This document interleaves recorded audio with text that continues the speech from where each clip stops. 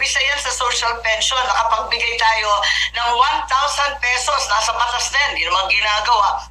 1,000 piso every month sa ating pinaka-poorest senior citizen. Sana palawakin pa natin yan. At yung e-centenarians naman, yun yung naipasa natin na 80, 85, 90, 95 years old. Tanan, makaka-receive ng regalo ng 10,000 pesos. O at least, kasi ilan lang naman ang aabot ng 100 years old. Lisod ka, ay makaabot yan, grabe.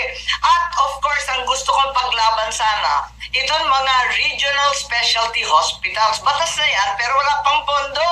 Nako, sana mabigyan natin para yung mga Philippine Heart Center na ginhimo na akong mama ni Mrs. Imelda Romualdez Marcos, ang atong First Lady noon, Heart Center, Kidney Center, Lung Center, Children's Center, pero tanan sa Manila.